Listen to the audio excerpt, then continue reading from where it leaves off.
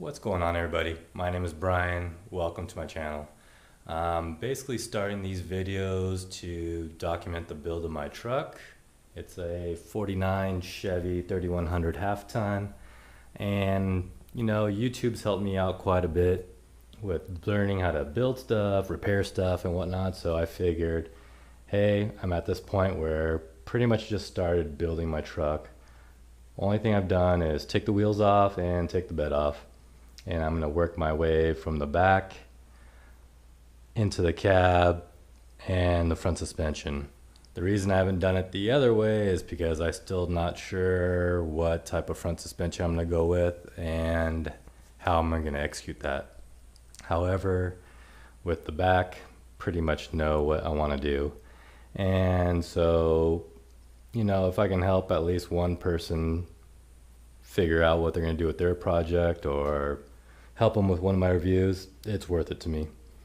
And so today we are going to review the Paul Horton's Welder Series C Notch or Step Notch kit, and I got that right over here. And it's a very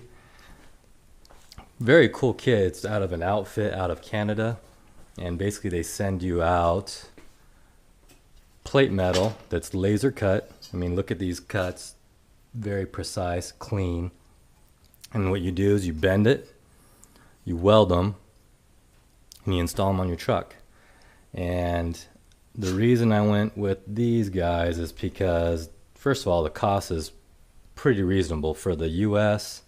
I mean, on their website they show Canadian dollars, but converted to US, it's comes out to about 75 bucks, and I think they charge me like 25 bucks to ship it here in Arizona. So 100 bucks and you have a step notch kit. I figured by the time I went through my consumables, which include sanding disc, cut-off wheels, bandsaw blades, and material, I'm gonna be pretty close to that in cost and time as well. So I figured I'd just give these guys a shot. And so far I'm pretty impressed. I mean, everything's pretty high quality. There are two things that I found are kind of a drawback. Not really a drawback, but kind of something they could rectify, but it's not really a big deal. But I'll show you what I found is right here at the corner, when you're bending these pieces over, you're trying to hit 90, but this is 3/16 metal and they don't leave enough space to fold onto each other, so one edge of the corner is hitting the other. I'm sorry I already welded it. I wasn't planning on doing these videos, but I hope you can understand what I'm saying is that the corner of this piece here was hitting the corner of this piece here, so you can't get both sides to be 90 degrees or perpendicular to this piece right here. So I was going to try to fix it, but I figured, you know what, I'm just going to go with it. It's not a big deal. It's not too far out of square. As long as I get this top part square, I'm perfectly content with that. And it's not really a big deal. It's not off, like, so you can see the top square,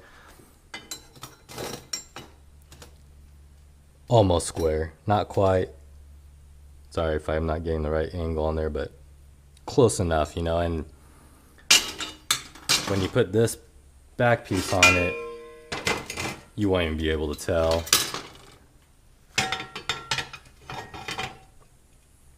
Still fits.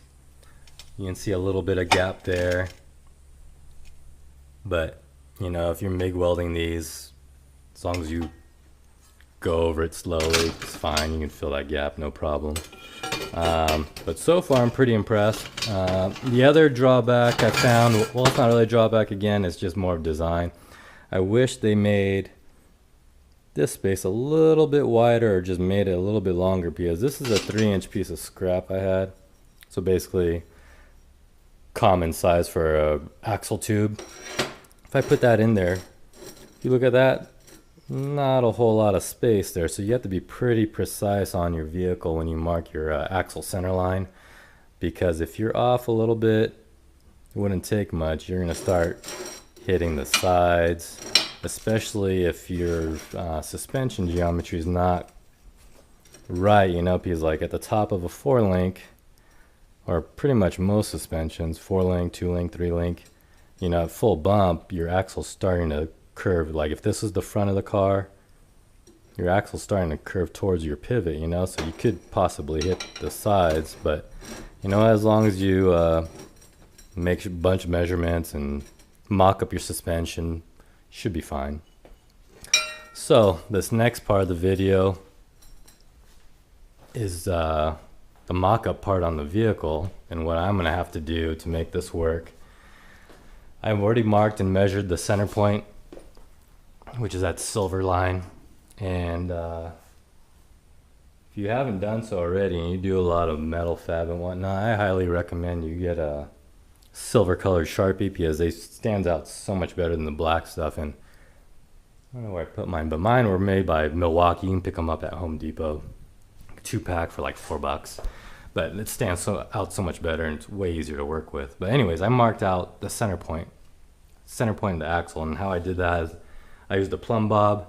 So you use the line, plumb bob, mark it off the center of the axle, or with this vehicle, this is a 49, the common number I believe is 36.5 inches from the back of the frame to the center line. Mine, it measures out both ways, the plumb bob and 36.5 inches, so I know I'm good there.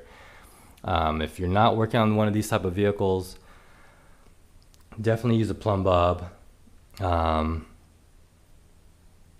Also, just make sure you take a bunch of measurements. You know, take your time. It's not a race to finish your project. You want to have a nice, straight, quality work, something you know you didn't screw up. So if this was something where I didn't know that measurement from the back of the frame, I would do the plumb bob, take a measurement from the back of the frame on both sides, pick a point on the front like that cross member, measure it out on both sides.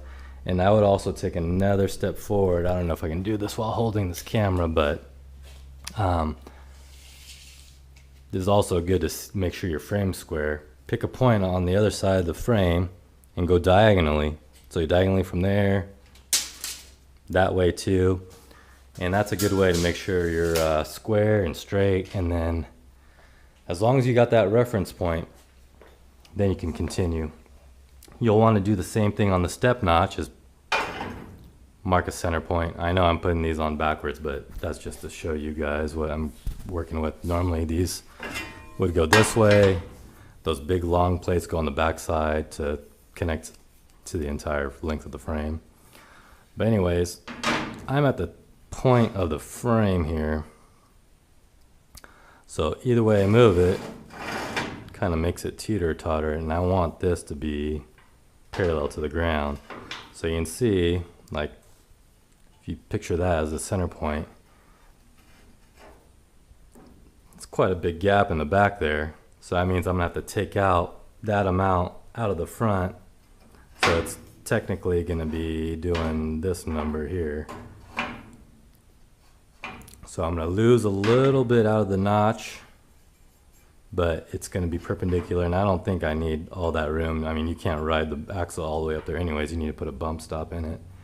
And another thing with these trucks is when they lower them, when you're all the way at full bump, and it's a pet peeve of a lot of owners of these trucks, is the wheel is biased to the front of the fender. So here's the fender. It's kind of like a teardrop. So instead of being centered off these like 2 rivet points, it's actually towards the front of the fender. So if you do a 4-link, you can kind of correct that. I mean, you can make it any distance you want. You know, the 4-links are adjustable. So I'm probably going to move it back an inch or inch and a half. And so my problem is, if I move this back an inch or inch and a half, figure I'm somewhere above this hole, that amount that I need to take out of the step notch up here increases because this slope comes down more, right? So picture it like there.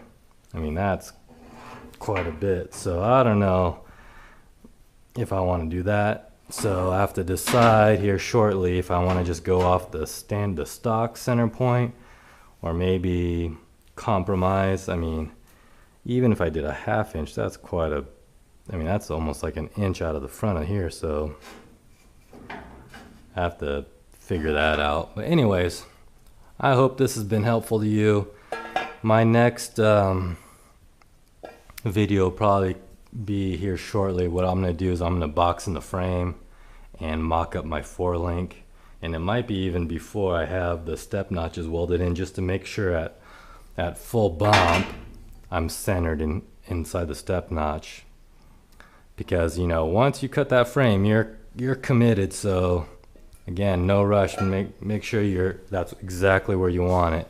And for me, all I have to do is get this thing on jack stands and take out the rear end and the leaf springs, and then go from there. To box it in, it's pretty simple.